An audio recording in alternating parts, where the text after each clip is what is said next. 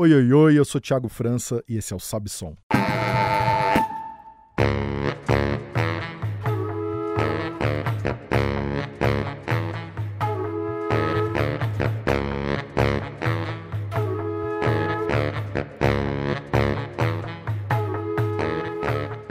Sabe Som é um podcast, programa de rádio totalmente dedicado a falar de música e todos os outros assuntos que orbitam o tema, diretamente aqui do Brasil de Fato e sempre às 10h30 da manhã no seu rádio no Brasil de Fato FM 98.9, também no canal do YouTube e no site do Brasil de Fato e no seu aplicativo de streaming preferido.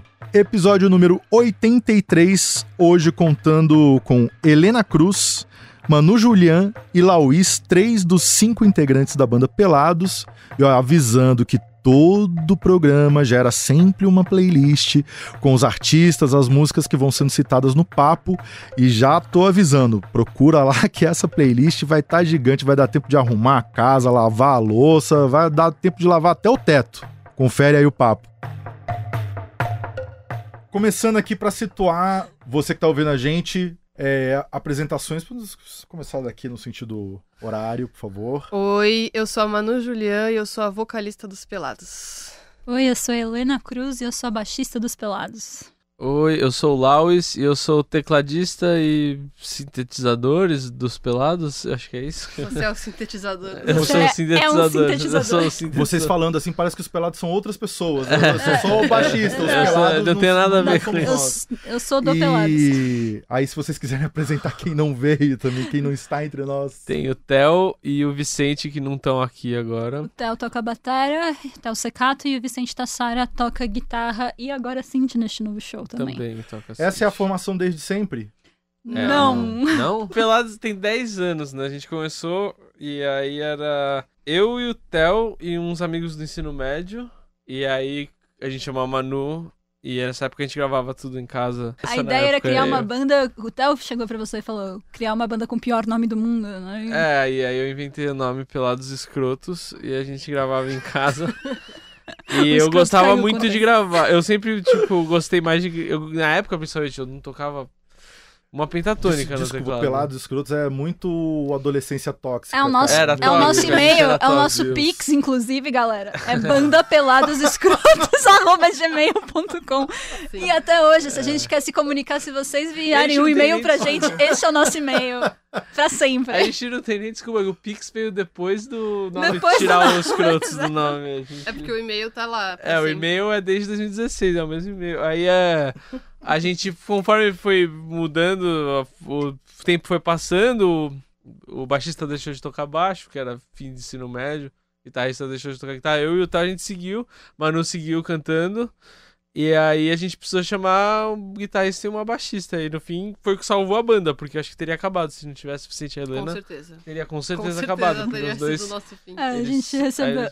eu sei que eu recebi uma proposta, a gente tocava no bloco Todo Mundo, do Paulo Padilha, a gente tocava juntos, eu conheci a galera assim. E aí o Theo e a Manu chegaram e falaram: você não quer entrar numa banda de pop muito bem produzida, porque era ainda a época que o seu pai produzia...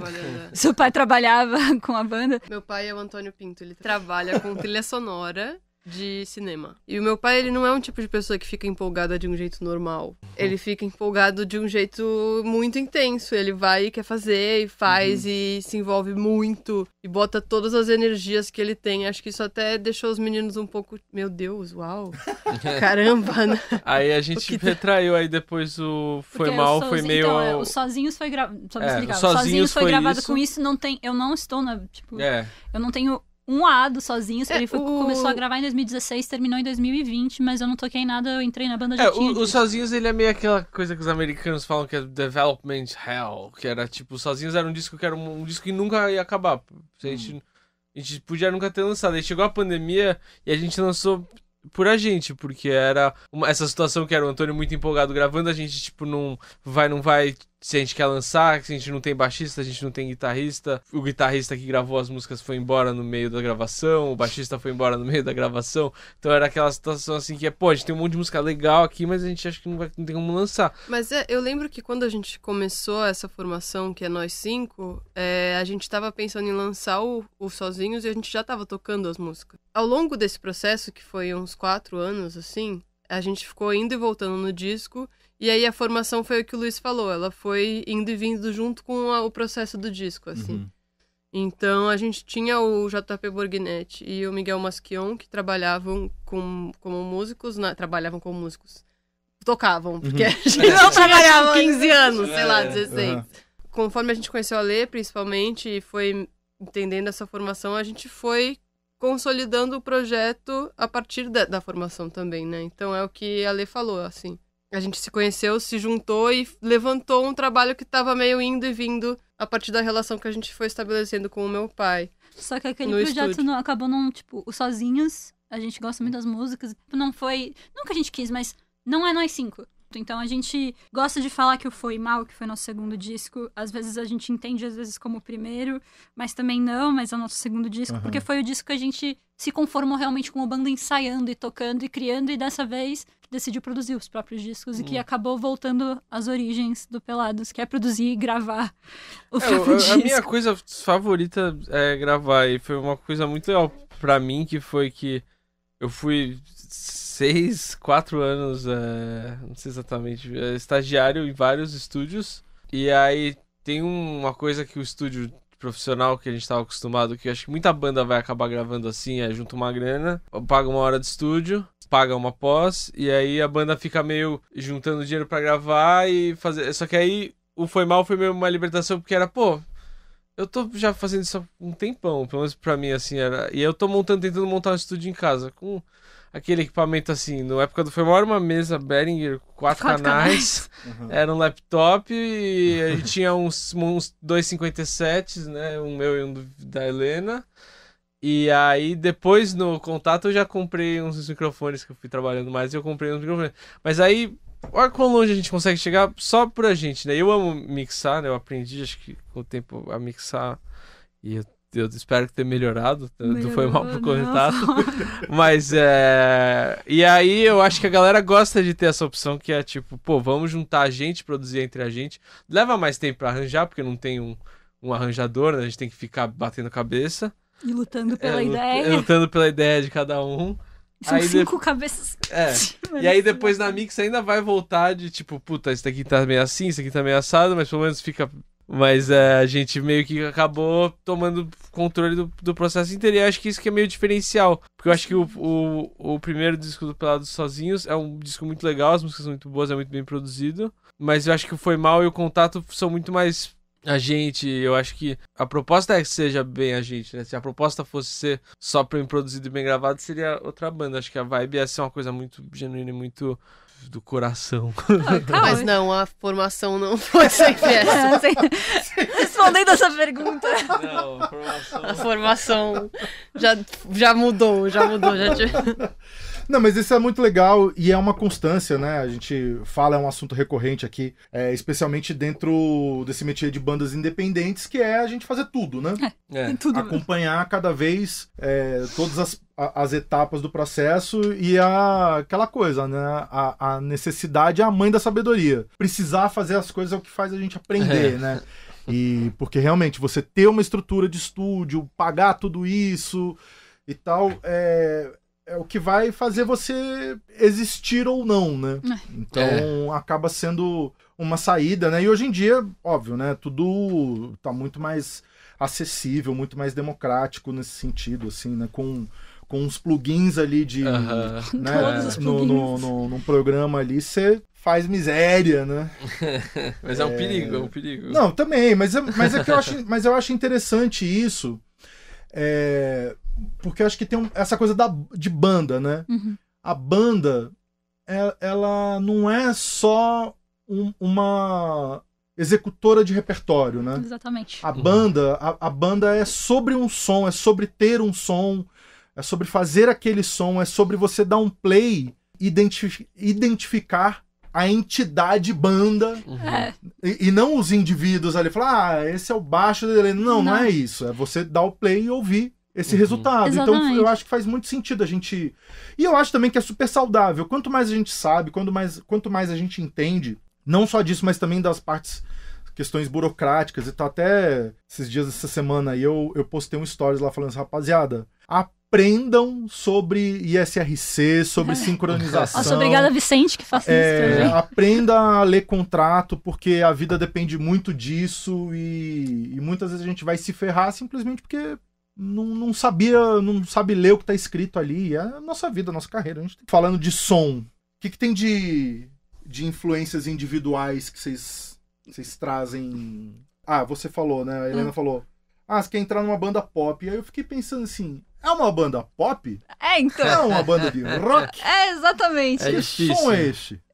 Não sabemos. É difícil. Acho que a questão é talvez tentar fugir de tentar se... Eu lembro que no começo a gente se descrevia como um pop desleixado, porque a gente acaba não se comprometendo tanto com o pop em si, porque também não sei o que era pop, o que era pop, que rock, será rock indie. Eu lembro que quando a gente foi montar o release também desse disco que a gente acabou de lançar, do Contato, a gente falou, não, porque esse disco não é um disco de rock como Foi Mal, ele é um disco de pop, mas também não é um disco de pop, então a gente flertar com esses gêneros que em tese são caixinhas, mas realmente não conseguir se manter em nenhuma delas. Eu acho que isso que é legal, não conseguir se manter em nenhum deles. Agora, eu não sei...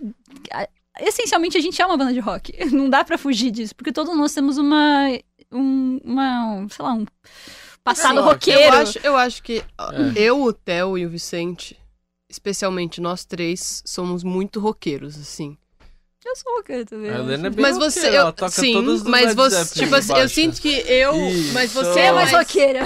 Você é mais Led Zeppelin. Pô, Eu e o Theo Vi somos mais tipo Yola Tengo, Dinosaur Jr. então, e... Led Zeppelin é o rock.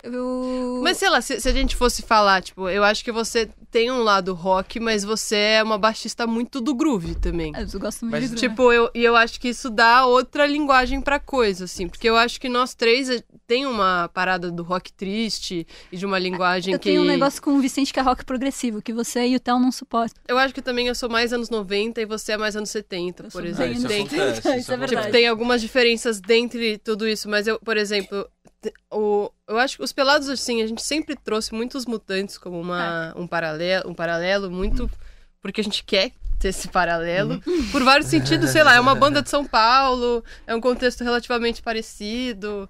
Tem um humor, eles se produziam também. Tem uma proximidade, tem uma experimentação, né? Eu acho que talvez os Mutantes, quando eles começaram a trabalhar, talvez eles tenham feito essa pergunta pra eles e eles não souberam responder em algum lugar o que tava acontecendo ali. Mas tem uma semelhança com os Mutantes que é muito engraçada, que os Mutantes são uma banda brasileira muito anglófona, que é a palavra... Porque o... Anglófila, porque o Sérgio... Fila ou fono? Sei lá, sua mãe é a professora, Luiz, vamos lá. Amigos dos ingleses ou... Pô, não sei, eles só têm referência americana, né? Que eles têm aquela coisa que o Serginho... Eu lembro que no livro da Divina Comédia do Mutantes fala que o Serginho ficava tirando o solo de guitarra dos... The Shadows, sei lá, umas coisas assim. E aí eles adoravam os Beatles, e aí eles os Beatles é o tinham nosso ponto de encontro da banda, essa coisa com certeza. toda do... Pegar referências americanas meio que abrasileirar e... ficção científica, né? Essas coisas mutantes que tem muito a ver com a gente, assim, a gente acaba, tipo, tanto que a gente ficou Led Zeppelin, Yola Tengo, Dinosaur Jr., Pavement, Sonic Youth, aí vai ter o Brian Eno, vai ter o David Bowie, Vai ter Talking Heads, Talking Heads, que eu não consigo... Essa playlist vai ficar gigante hoje, hein, gente? Eu lembro Eu o acho dia que ótimo. eu descobri que o Vi não gostava tanto de Sonic Youth. É. Foi um momento meio chocante pra mim, porque as guitarras dele tem muito de Sonic Youth, mas também tem muito dos Strokes. Ele gosta muito dos Strokes e o Theo odeia Strokes, não Acho era? que não. Um de vocês não gosta de Strokes, eu acho que era o Theo, velho. O Theo não gosta de Strokes. Eu achava que era o Theo que não gostava de Strokes. Eu acho que o Theo não gosta do Morrissey. Não gosto dos Smiths, Ninguém então é gosta outra do coisa. Morrissey. Não é bom gostar Eu do Hoje em amo dia, Johnny ninguém gosta Mars. de Morrissey. Eu amo Johnny Mars, que fique registrado. Mas eu não sei, eu não tô tirando não tô tirando ninguém do grupo dos roqueiros, mas é que eu Eu tô acho me que do que escuta mais, assim, pelo menos isso foi uma coisa que quando eu comecei a me aproximar do Theo, esse tipo de som foi uma coisa que foi o que me aproximou dele quanto amigo também, e quanto musicista ali nas nossas adolescências. E eu acho que o Luiz, ele tem uma abordagem que, mais do que um instrumentista, ele é um produtor, assim, trabalha com a música por via do computador. E isso influencia tanto nas músicas que acho que o Luiz ouve, quanto nas que ele produz, porque quando você tem uma abordagem assim, você corre o risco de ficar mais pop, né? Porque eu sinto que as músicas pop hoje, elas são mais produzidas, mais computadorizadas, mais digitalizadas, mais eletrônicas. Sim. E aí eu certeza. acho que é esse o lado que a gente cai quanto uma banda pop. Não só como referência, mas como esse tipo de trabalho que o Lau traz e que a gente tem, assim, no estúdio, né? De produzir uma música de um jeito muito...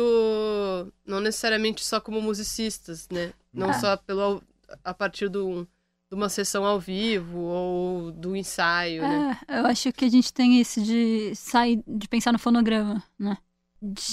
Isso, a música, às vezes, a gente cria as músicas bem durante a sessão que a gente tá tentando arranjar.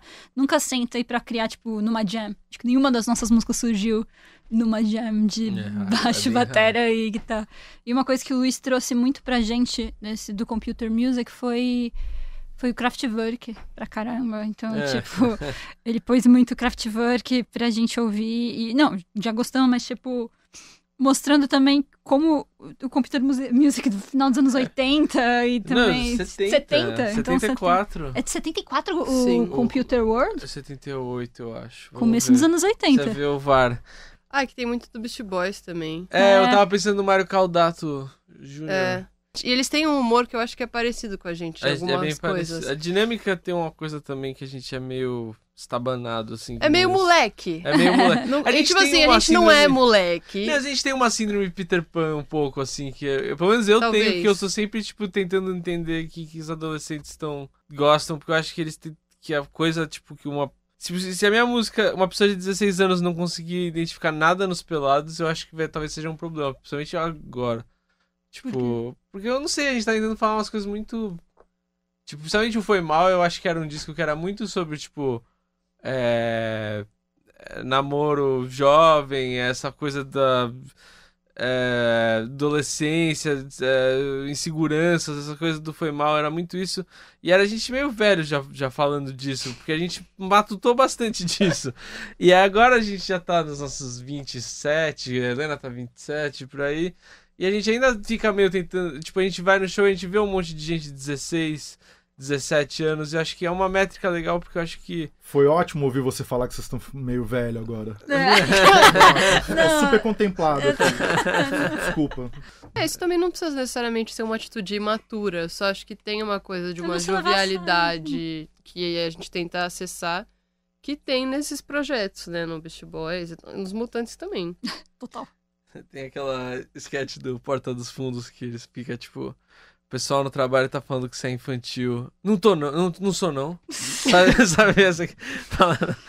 Mas, cara, isso é um ponto interessante, porque justamente ouvindo os discos, assim, parece que ele foi desamadurecendo, assim, né?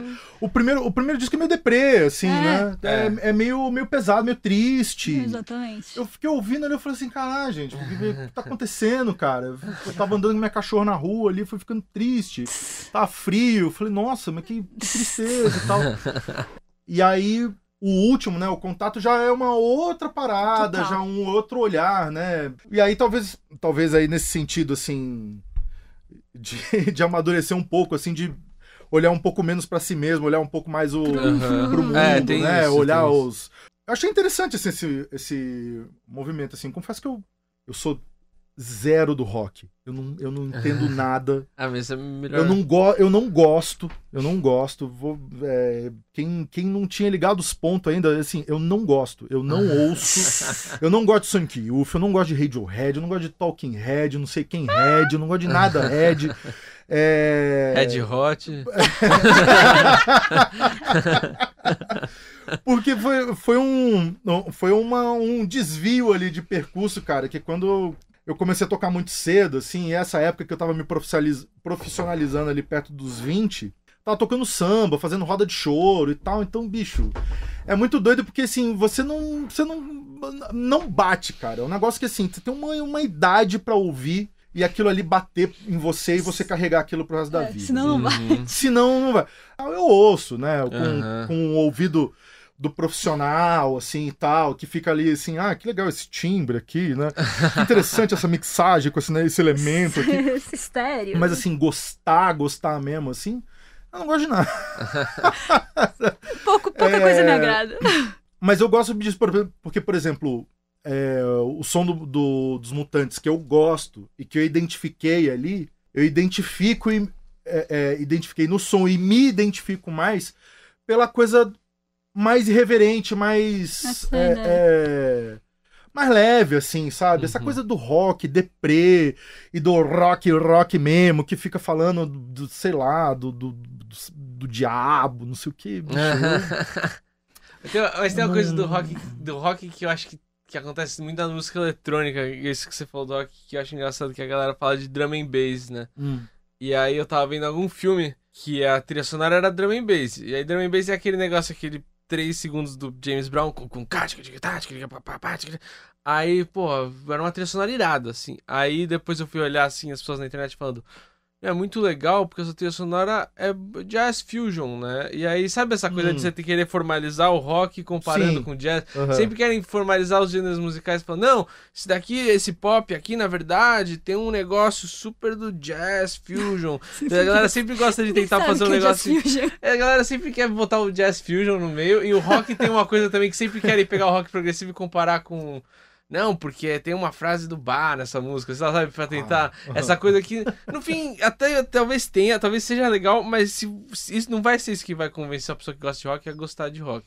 Que nem você vai quer que alguém goste de drum and bass, você fala, não, mas tem muito de jazz fusion aqui. O cara vai estar tá estourado pra caralho, tem nada a ver, isso não vai funcionar. Eu acho que tem uma coisa assim que é muito difícil de convencer, assim. Mas e outra, né?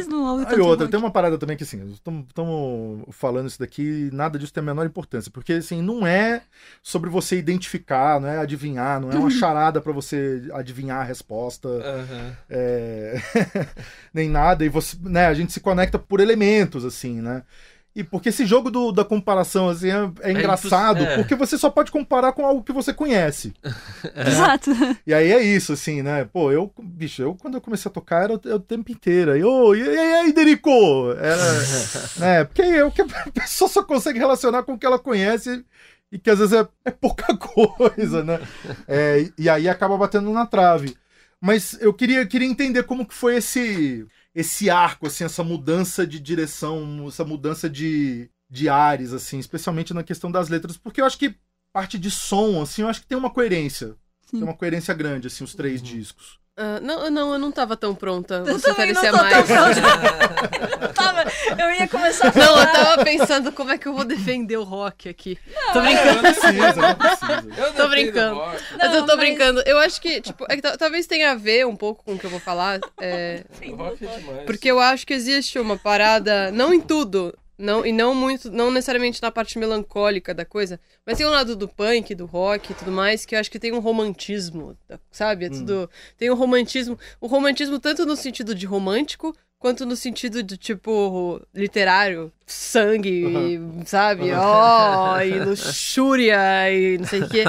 Que eu meio amo, assim, sabe? Eu gosto de Crepúsculo, mas eu acho que o Foi Mal, ele é um disco que ele é a gente se entendendo enquanto formação bandal, né? Então, literalmente, enquanto instrumentistas, não só quanto produtores.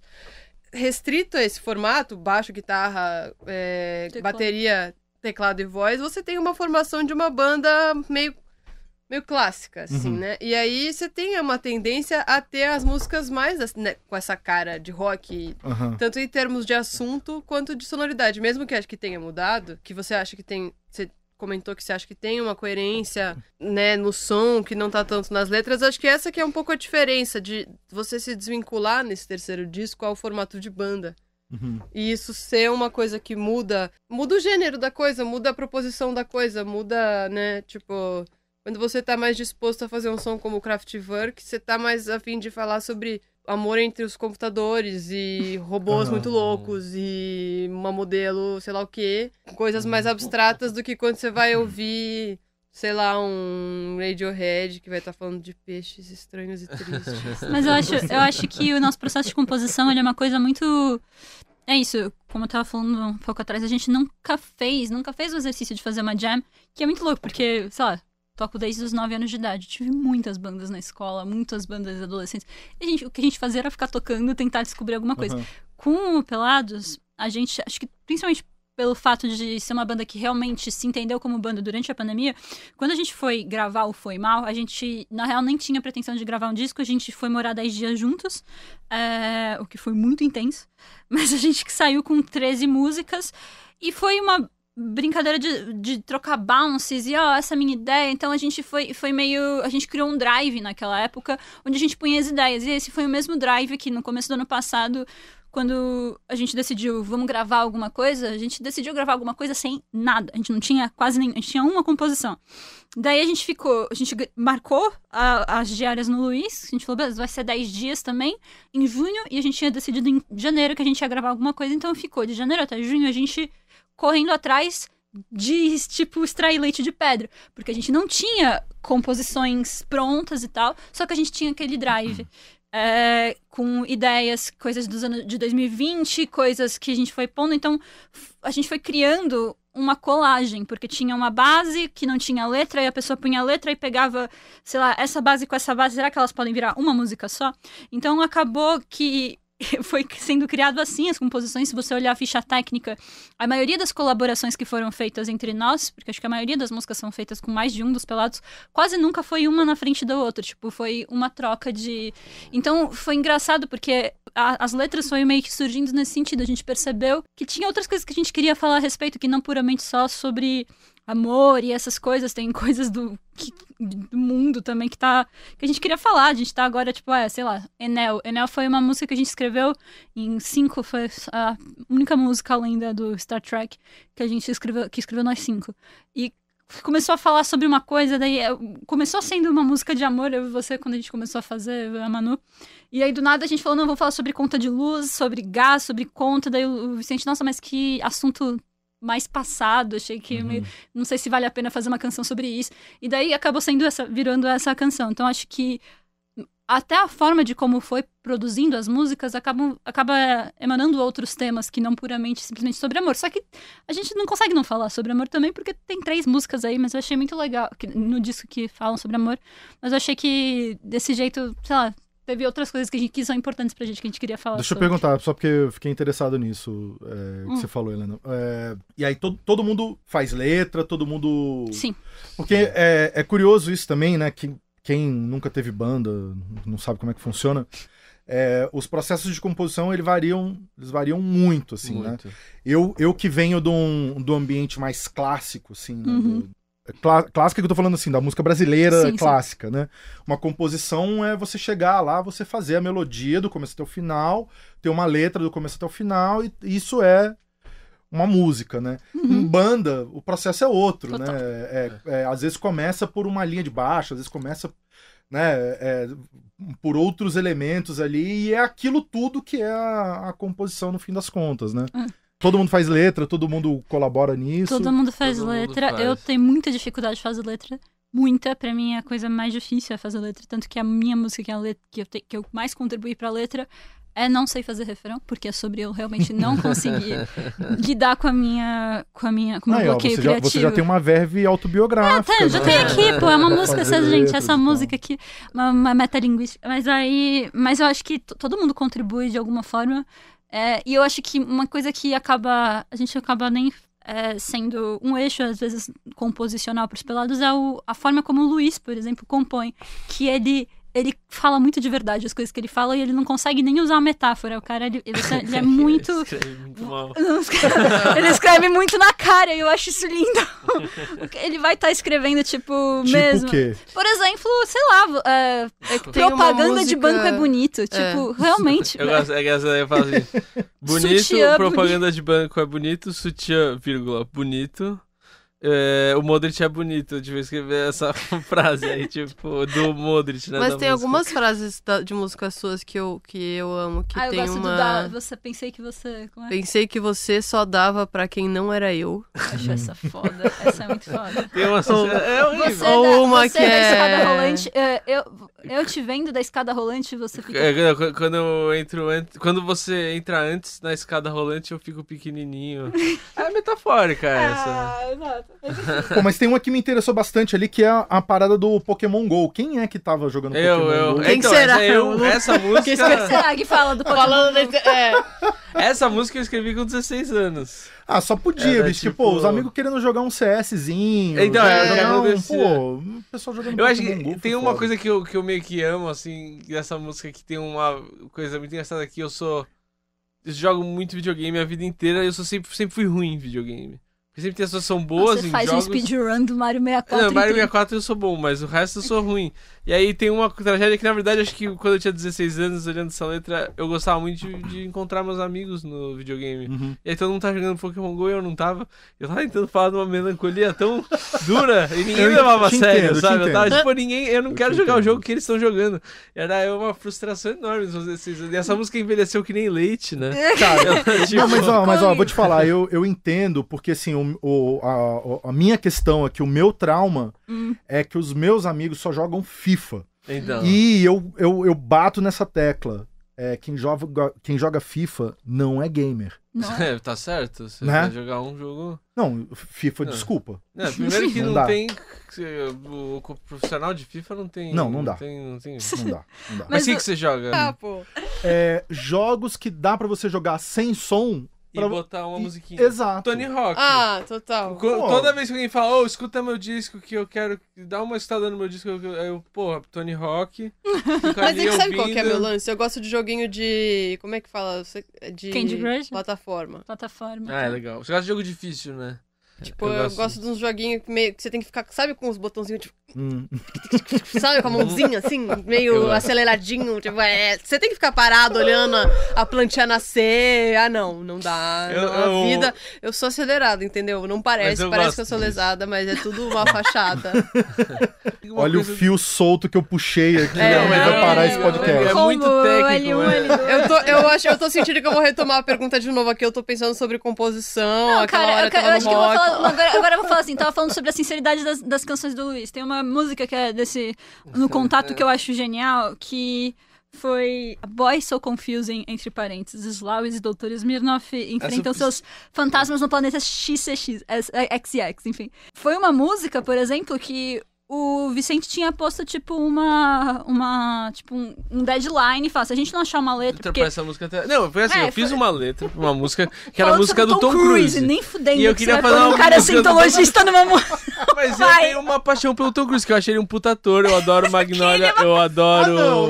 Não, eu achei- calma, Ele não é um bom ator, Calma. amigo. Magnolia e... Desculpa, ele Ele fez tem olhos filme bem do... fechados. Não, Cara, fala na um moral. ator que fez filme Ó, do Ridley Scott, na do moral, Kubrick, na do moral, peraí. Paul Thomas Anderson. Peraí, não, na moral, vai, na moral. vamos destruir O Tom Cruise é o Nuno Leão Maia dos Estados Unidos. Não, Ele é um canastraço.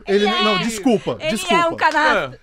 Ele é um excelente canastrão, mas ele não é um bom ator. Eu vou cara. falar, Ele tem não um é bom ator que Não sabe trabalhou que ele com faz Martin parte- Scorsese, Kubrick, Ridley Scott, Aliás, Paul Thomas Anderson. aliás, peço perdão de joelho ajoelhado no mínimo ao Nuno Leão Maia, que é muito mais ator do que o Tom Cruise agora. De olhos bem fechados, não.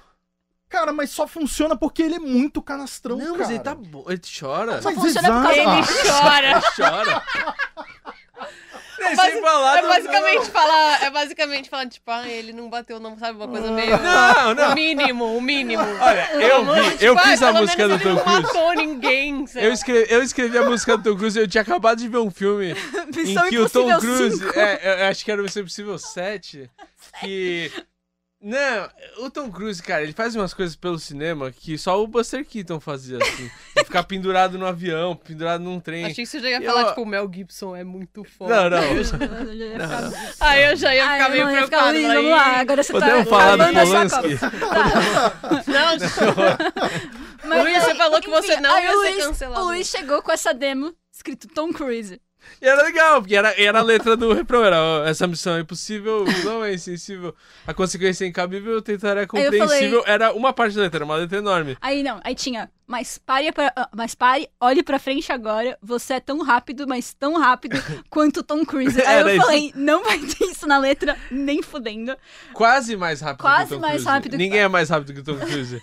Era a letra, você é tão rápido, quase mais rápido que o Tom Cruise. Aí eu falei, aí limado, tipo, em 3 segundos de ensaio, essa música não entrou. Aí eu, puta que merda. Aí a gente começou a tentar falar, não, gostei do refrão. Aí ele tinha posto uma parte... É o momento parte... Masterchef da banda, todo mundo passa por isso. Mas aí você tinha posto uma segunda parte da música, era uma demo do Vicente, de 2020, porque o Vicente ele trabalha com hiperfocos. Um dos hiperfocos que ele teve na vida foi xadrez. O Vicente é muito bom em xadrez. E aí ele assistia a partida de xadrez... ao vivo, aí ele foi ver uma partida de xadrez entre 2 computadores, né? Acho que era isso. Acho que é isso. Né? Era uma partida de xadrez entre 2 computadores, ele escreveu uma música sobre isso, e muito legal a parte da música e tal. E era a segunda parte da música. A gente não tava conseguindo achar uma letra que coubesse. Aí ele falou, olha, se a gente não conseguir até tal data, até a data da gente gravar, a música cai, tipo, a música não vai dar certo. Aí o Luiz falou, não, eu vou conseguir, né, tipo... Eu gostava muito com orgulho. Muito da parte do Vicente, eu falei, eu tenho que fazer. Nossa, foi difícil. Aí ele acabou fazendo uma letra pro Vicente, ele fez uma letra endereçada ao Vicente, falando, Vicente, eu tentei, mas eu não consegui. Eu tentei escrever uma letra, mas e ele falando, e ficou muito boa, porque... Era uma letra, no fim, eu peguei a metáfora da luta de xadrez dos 2 computadores e tem essas situações entre amigos, né, que tipo, eu gostei, tipo, Vi, se eu tentar, você me pegou, eu sei que eu já consegui antes, mas não sei como. Você me quebrou. Você me quebrou, não sei. Você me pegou, é outra música que eu fiz pro Vicente. Falando muito particularmente como uma instrumentista, eu sou uma ótima cantora, assim, então... Eu acho que desde que eu comecei a ter banda mais nova, eu não levava a composição tão a sério. Porque eu sinto que... eu não sei, hoje em dia menos, eu consegui ser menos insegura nesse sentido, mas eu sempre senti que a banda dava a estrutura para as minhas composições de alguma maneira. Nossa, com certeza. E eu acho que o trabalho em banda, ele propõe muito isso, né? Tipo, você traz uma coisa, por exemplo, o Estranho Efeito, eu lembro que a gente saiu assim, tava eu e a Lê, a gente trabalhou na letra e saiu e ficou muito satisfeita com a música, mas o Vi reharmonizou ela de um jeito que deu outra cor, outra cara, uma sofisticação, assim, saiu que ela não teria. Primeiro e quarto grau, era sempre isso. Tipo, ele deu uma sofisticação harmônica pra música que eu não tenho a capacidade de dar, e acho que é isso, é interessante trabalhar nesse grupo de pessoas, né? Tipo, o Theo, ele tem muito repertório, o Vicente, ele tem esse lado dele no fundo seu, ele estuda piano há anos, então... Formado no EMESP. Ele tem uma erudição muito grande, que a Lê tem também. Mas eu não tenho uma formação técnica tão forte. Não, eu só assim. penso eu só penso no que eu sei que é na mixagem que eu fico pensando, muita coisa grave. Eu só sigo pensando, eu já tô pensando assim na composição. Você é muito fã de acorde sus, né? Mas, cara, mas isso é legal porque a mixagem, ela é um pouco também do arranjo, né? Eu acho que agora mais que nunca, né? Porque eu acho que, tipo... Com um arranjo maluco nosso, tem que ser... Mas, cara, olha só, é uma parada... Vocês já foram, tipo, sei lá, Sala São Paulo? Já. Por que todas as orquestras do mundo tocam com a mesma formação? Aquilo ali já é uma mixagem. Já tá estabelecido qual instrumento tá na frente, qual tá atrás, em todas as orquestras do mundo. Eu imagino que... Em algum momento os caras falam assim, não, põe os violinos mais pra lá, põe mais pra cá, e não funcionou e tal. Então uma orquestra... Ninguém parou pra pensar nisso, né? Como uma big band. Toda vez que vai ter uma big band, já tem os saxofones na frente, a segunda fileira são os trombones, a terceira fileira são os trompetes, porque é uma questão de emissão, uma questão de volume. Os caras iam tocar acústico, o saxofone tava na frente, porque dos 3 naipes é o que tem menos volume. Então, assim... Você tá fazendo uma mix. Isso já é uma mixagem. A gente já recebeu isso pronto, a gente não precisou pensar. Né? É só fazer. é muito. Isso é arranjo, né? Ficar pensando... eu, por exemplo, eu não sou... Eu não sou muito produtor, eu não produzo muita coisa dos outros, assim, né? Porque é isso, eu sou dessa escola mais antiga do arranjador e tal, mas aí a preocupação que a gente começa a ter é isso. Falou assim, não dá pra ter... No fundo, a gente tá pensando em mixagem também. E o que você fez no Estranho Efeito com o Bumbo foi uma coisa muito... Porque o Estranho Efeito é muito grave, né? Porque esse o Osho disco... também... o contato. O desafio que era muito grave, porque você tem uma música que nem a do Osho, também, que é assim... O tempo inteiro a bateria tá fazendo um drone. A bateria, ela é o drone da música. Então você tem aquele... Gum, gum, gum, gum, gum, gum, gum, gum, e junto com os pratos, né? Mas tem aquele gum, gum, gum, gum, e aí a Helena fazendo baixo que é... Então a música aqui... A informação grave da música inteira é um trem passando assim. Aí como é que você vai fazer isso daí? Vai pro Spotify... Sempre que eu penso, né? O cara lá com o fone do Shopping Trem, que era eu indo pra faculdade. Porque sempre que eu penso eu escutando isso indo pra faculdade antes da pandemia, assim, que eu ia. Era eu com um fone horrível, escutando, e era... Assim, suava bem pra caralho, tudo que eu ia escutar, porque eu sempre adorei música pop e essas coisas. E aí você vai escutar umas bandas assim que a gente gosta, você vai escutar o Yo La Tengo, em qualquer lugar vai soar bem, sabe? E aí vai soar estranho às vezes, a voz mas vai sempre soar baixa, bem. mas vai soar... E aí, umas músicas assim que eu também gosto muito, você vai escutar, tipo, uma coisa bem, bem pop mesmo, você vai escutar Black Eyed Peas, vai soar muito bem em qualquer lugar. E aí, Sim. eu queria que os Pelados tivessem um pouco disso aqui. Por mais que a gente queira só estranho, você quer que o Gugugugugugum tenha dinâmica. E aí, putz, esse disco teve uns desafios. Essa daí foi difícil, a que a Helena tava falando que era Estranho o... Efeito, que Estranho você fez Efeito, uma coisa com o bum, bumbo. bum. E aí também tinha isso, que o bumbo tem que fazer assim, dum, dum. Só que quando você tá numa caixona grave, ele faz dum, dum. E aí a caixona grave entrega, mas aí você tá num fone ruim, ele faz assim, distorcendo tudo, que aí você vai chegar assim, bzum, bzum. Não, mas o que é engraçado, porque difícil. acaba que a gente, nesse processo de também se produzir, de se gravar, o Luiz teve que lidar com uma paciência grande de, tipo, explicar pra gente algumas coisas, mas também tentar trazer coisas que estavam na nossa cabeça de timbres e tal, ainda mais porque são 5 pessoas, a gente tinha tempo, porque era o de nosso amigo, a gente tava brincando. Então, tipo... vamos tentar, sei lá, por exemplo, passar... A gente fez a gravação falando, não tá suja o suficiente. Vamos passar numa mesa merda. Daí, tipo, a gente pegou uma mesa, não sei nem qual, mas deixou tudo saturado pra passar. Então, dá essa possibilidade também do processo de arranjo e de ser também processo de estudo, de captação, uma parte de composição. Mas aí vem uma questão aqui que, inclusive, eu tenho meus informantes, né? Eu tenho uma pergunta aqui do informante que eu acho que vai de encontro a tudo isso que vocês estão falando. Por que esse disco é uma mentira? O Theo fala isso, né? Eu acho que é porque a gente é uma banda cover de Pelados, né? Na verdade. Porque a gente depois tem que resolver tudo no ao vivo. É um pouco isso? Será que o Theo falou que é uma mentira? O Theo também. Porque a gente fala que a gente é pop, mas não é pop. A gente fala que a gente é rock. É uma mentira porque... Mentiroso. É isso, a gente tentou também trazer... A gente não sabe o que a gente tá fazendo. A gente não sabe o que a gente tá fazendo.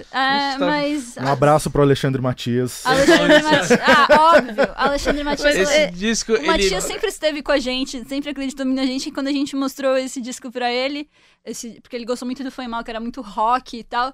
A gente mostrou esse disco pra ele, ele falou, não, muito bom pra um segundo disco. Daí eu falei, mano, o que será que isso quis dizer? Muito bom pra um segundo disco. Mas o Matias, ele é muito foda. E aí acho que essa frase do Theo, esse disco é uma...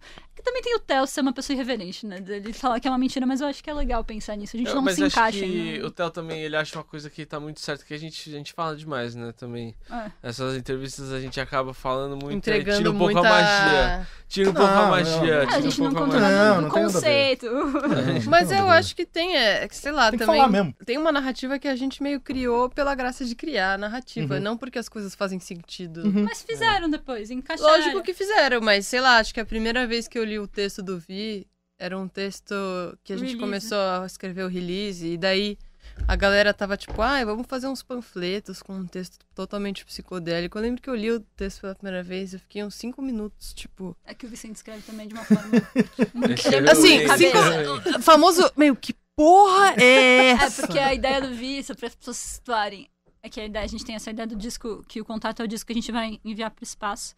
O Vicente escreveu um panfleto como se a gente fosse de uma seita de pessoas, tipo, que acreditam realmente que nos aliens, tipo, e aí ele começou a escrever assim, eu vi vida lá fora. E aí começou. Só que ele escreveu com um português tão bonito e tão perfeito que eu já não tava mais entendendo e eu achei... Eu não sei, eu acho que teve várias coisas que foram delimitando, assim. Primeiro, essa parada de ser uma coisa meio cientistas. É isso, acho que tira o lugar, sabe? Joga a gente num formato meio Kraftwerk até, que você vê a formação deles, parece que eles estão numa mesa de controle. De você ficar conceituando a coisa muito, e a gente fez uma sessão... É que no caso eles literalmente estão numa mesa de controle. Mas não só eles estão numa mesa de controle, como eles estão com macacõezinhos e roupinhas e coisinhas. Mas eu acho que também tem essa ideia, o Vi fala da questão do Sgt. Peppers, quando eles lançaram o Sgt. Peppers dos Beatles, que eles quiseram se vestir de outra banda. Então a gente é outra banda, a gente é isso. Então, tipo, também teve essa ideia de tentar ser outra pessoa. E o lado da mentira também, que é muito engraçado, é que a gente tem um disco que é conceito, e que agora ele é menos sobre canções de amor, e a gente tá menos no rock, a gente quer dançar, a gente vai falar tudo isso, mas aí você vai escutar o disco, tá cheio de canção de amor, e não é tão conceitual assim, a gente nem dançou tanto quanto a gente achou queria que dançasse. É um disco que a gente... É uma mentira. Pô, mas tem um assunto que eu peguei aqui que me interessa muito, que é levar isso tudo, toda essa produção, toda essa ciência, né, que tem um tempo muito esticado, né, pra produzir, pra fazer, levar isso pro palco. Sim. Então, é o que eu falei, a gente vira uma banda cover de Pelados. Acho que uma das grandes questões que acabou sendo um conflito na banda no momento da produção desse disco foi como a gente começou a enfiar tanta coisa. Tinha música que não tinha guitarra, e pô, a gente tem um guitarrista. O que o Vicente vai fazer nessa... Só que o Vicente é um puta tecladista, mas tipo, como trazer essas músicas, tipo, uma coisa que o Luiz ficava me falando, porque eu tinha muito essa noia de como a gente vai resolver isso no palco. Ele ficava, você tem que parar de pensar no ao vivo. A gente tá fazendo um disco, não vai pensar no ao vivo agora. A gente tá pensando no fonograma. Daí, terminamos o fonograma, criamos o disco, estávamos satisfeitos com ele, beleza? E aí a gente falou, beleza, a gente vai ter que começar a ensaiar isso aqui. E a gente começou a se ferrar muito, porque, pô, agora a gente vai precisar trazer o computador pro palco, porque tem coisas que realmente não dão pra fazer, e a gente tentou muito não levar o computador pro palco, principalmente no primeiro, no segundo disco, Foi Mal. E aí a gente tentou primeiro fazer cenas no Ableton, no Session View, e aí tentar sincar o arpeggiator do negócio. A gente tentou várias coisas, aí chegou no momento que a gente falou, mano, tudo bem, então o Theo vai ter que tocar de fone, vai ter algumas músicas clicadas, mas não são clicadas com... A gente não queria clicada com regência, a gente não queria que ficasse engessado, então tem verses que são loopings, então cada música foi se transformando de uma forma e a gente acabou trazendo a SP da Holland. Só explica todas essas siglas. Vamos lá. VS é tipo uma backing track, tipo os instrumentos que você... coisas que você não consegue reproduzir. Você escolhe, enfim, os instrumentos do fonograma. Você pega parte da bateria. Fonograma é a gravação original. É a música. Você, por exemplo, pode pegar, no caso... Desculpa, foi mal. Ah, é nerd, né? Adoro nerd, cara. Enfim, o fonograma, a música, tem, por exemplo, uma bateria eletrônica, que é impossível com timbres, com sons, que são impossíveis de ser reproduzidos por uma bateria acústica. E a gente queria essa bateria, sei lá, ela é uma parte fundamental do arranjo da música e seria muito interessante trazer. Sei lá, por exemplo, em WhatsApp 2, que é a música que o Luiz fez, tem a nossa tracklist, é uma coisa engraçada. Mas não vamos falar sobre isso. Mas tem uma parte do WhatsApp 2 que o Luiz fez uma bateria com pedaços das nossas vozes. Então, como a gente faz isso, não dá pra gente tentar fazer isso só com o microfone, a gente não tem essa grande... vai perder perder um pouco da magia, então a gente queria que tivesse isso, então você põe numa backing track, num VS, que você solta... O clique é o bagulhinho que fica... o clique... É o metrônomo. É o metrônomo. O bagulhinho chamado... Ele é a periodicidade do... Tipo, ele é a materialização do pulso. Agora a gente tá... Enfim, mas de qualquer forma, você põe essa... Pra você... Então, no momento que você opta por usar uma backing track pra tocar junto com a música, não é que é a música inteira. Você vai tocar seus instrumentos, mas vai ter uma coisa digital rolando atrás. Você vai ter que tocar junto com o metrônomo, com o pulso. beleza. Feito isso, que era uma coisa que a gente não tinha feito, nunca tinha feito na real, e antes... Não, mas você tá entregando ouro, eles vão roubar o nosso show, eles vão fazer... Não, mas aí Tá dando uma descrição perfeita. Não precisa descrever. Caraca, eu sou professora. Não, mas Sim, eu não, acho- é tão Mas aí, simples, então, é tão mas simples então que todo simples, quem tá ouvindo Mas vai eu montar acho, uma por banda. exemplo, Mas aí é isso, a gente coloca isso dentro de num sampler, que é tipo um mini computadorzinho, vai. E aí você solta e toca em cima, só que você tem que estar ouvindo. Você toca junto com os instrumentos, ele é como se fosse mais um instrumento na banda, mais uma Mas forma. eu acho que essa foi... A gente tá mais flexível com relação ao clique e a esse elemento de usar fone no palco. Isso são coisas que a gente tinha uma pureza no show do Foi Mal, que a gente abandonou um pouco, assim. Porque... E acho que essa proposta acho que vem desde a produção do disco mesmo, que é se desvincular tanto de uma crueza e abraçar um pouco esse tipo de recurso pra fazer um show. No momento que a gente optou por uns elementos assim, ver o que tipo realmente precisava, o que esse show pedia. Então tá sendo interessante também se entender como a gente também que isso não seja engessado, porque às vezes um show com VS fica muito engessado. E tem shows que além de VS tem regência. A gente não optou por não fazer regência. Então isso Regência é quando a pessoa fica no fone Tá falando, contando é aí. agora. você vai ter a virada. É o que eu mais gosto, assim. O que você não tem que estudar? Eu adoro, você só... Mas o a gente- refrão! Beleza. Então, enfim, mas montar são coisas diferentes. Mas o que na Pelados acabou sendo uma coisa interessante foi, tipo... Realmente, quando a gente tá fazendo... E eu tentei. Isso foi pra mim, pra minha cabeça dura, foi uma coisa que eu tive que abrir mão. Não pensar no ao vivo quando você tá fazendo fonograma. Porque são coisas completamente diferentes. Mas é Você que não vai o numa... disco nunca vai ficar tão Tão bom bom, quanto ao vivo. e É o ao a vivo grande também. frustração da galera que curte Exato, muito... não tem... Não, Não quando é a o gente vai num contrário? show... Não, porque se você quer vai escutar Led Zeppelin ao vivo em 86, sei lá. Mas fala, pô, eu queria muito estar nesse show, hein, puta. Você vai escutar o show gravado, você sempre vai ouvir e falar, puta, uma pena que eu não tava nesse show, porque lá deve ter sido mais legal. Se fosse só VS. Se fosse nos shows vídeos, eles dão um play e eles falam, não dá pra fazer essas coisas no ao vivo, galera.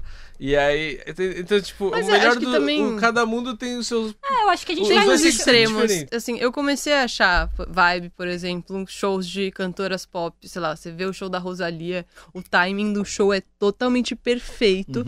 Todos os shows que você vê são absolutamente iguais. Eu ia falar exatamente isso. Que eu acho que é... Não termina de falar. Não, acho que tem um...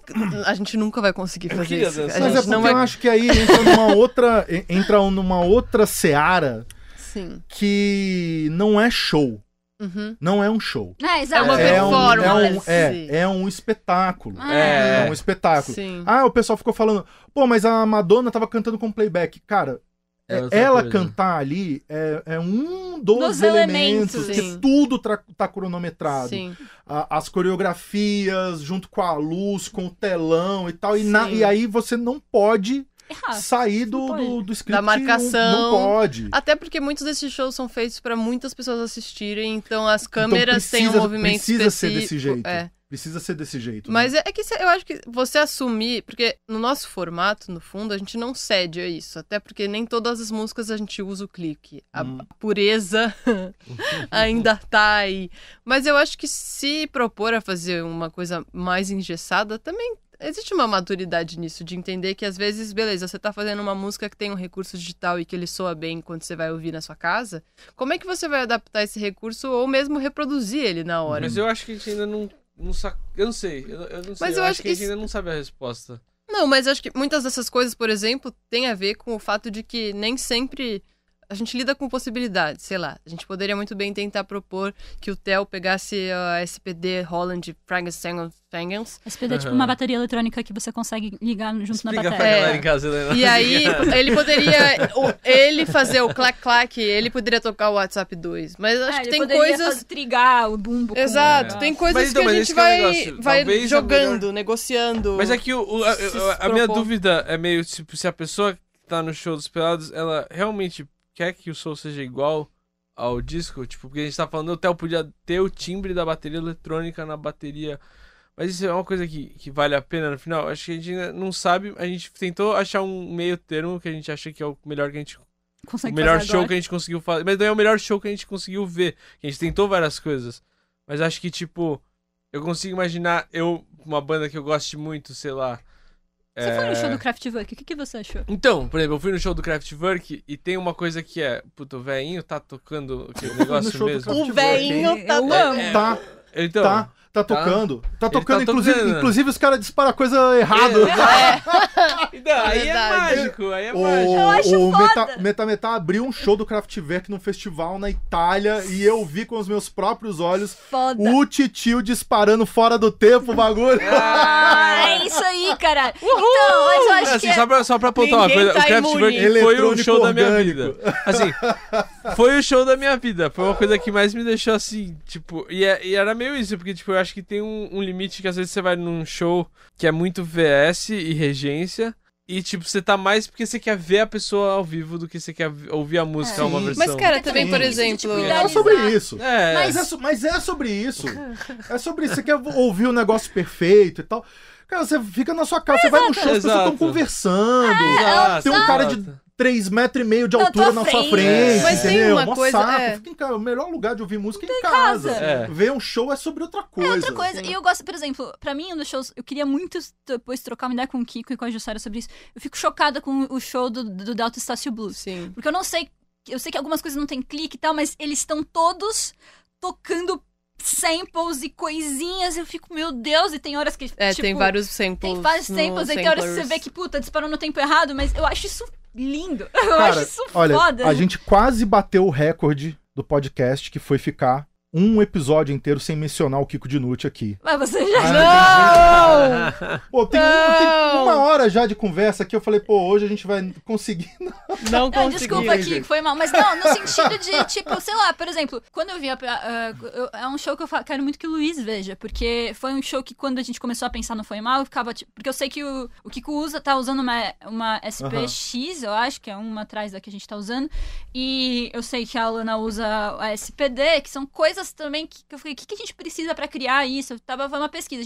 Uma outra banda que a gente é muito viciado, e cada vez mais, acho que nesse disco também, o LCD Sound System, que é uma banda que também, que é o projeto do James Murphy, a gente ficou vendo, foi um dos momentos que a gente ficou vendo os shows dele, de ver como ele traz muita gente pro palco. A gente falou, tá, é impossível a gente trazer um monte de gente pro palco pra conseguir reproduzir tudo, então vamos ter que ceder pra o eletrônico com alguns versos. Daí a gente foi ver também algumas performances de uma banda, eu não sei de onde é, o Quero Bonito da onde? Eles são, acho que a menina é japonesa e os caras são ingleses. Mas ela japonesa cresceu in the right pattern. Enfim, ela... Então Mas não, mas por exemplo, tipo isso, o Quero Bonito é uma banda que a gente também se influenciou muito nesse disco, e que os caras também tocam drum machine no dedo.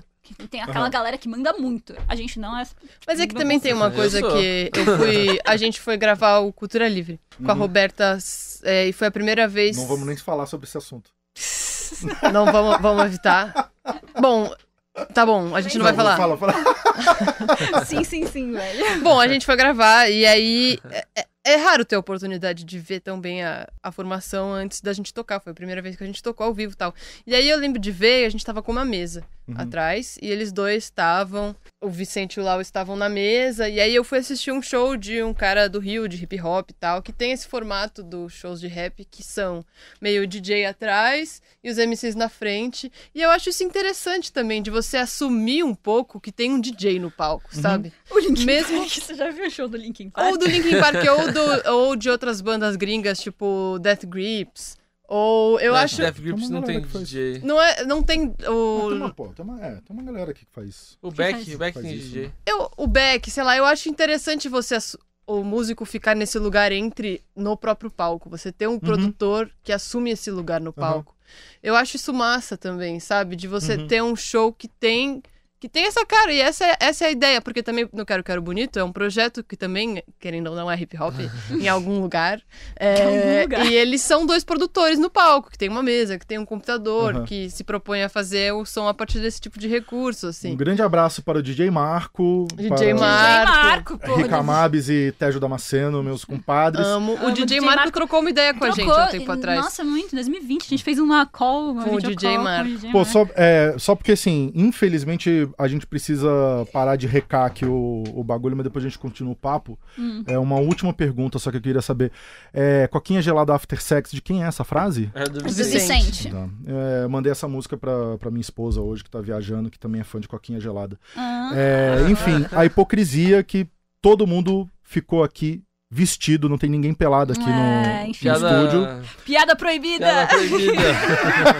Toda vez que o Luiz Luiz ali, gente, por favor, se vocês quiserem seguir alguma das redes sociais do Pelados, mas a mais interessante de se ver é o Twitter que o Luiz... Tá sucumbindo constantemente. Que o Luiz é responsável por ele. O Instagram sou eu, Vicente, mas o Luiz... E aí, toda vez que alguém manda essa piada, o Luiz manda piada proibida. Piada proibida é um gif de alguém sendo preso. Assim. Não, cara. A gente vai continuar o papo offline aqui.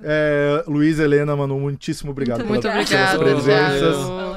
Gente, obrigado e a gente segue o papo aqui. Valeu! Valeu. É isso aí, encerrando o episódio número 83, que contou aqui com Helena Cruz, Manu Julian e Laís, da banda Pelados, e mandando um abraço para os que não vieram, o Theo Secato e o Vicente Tássara.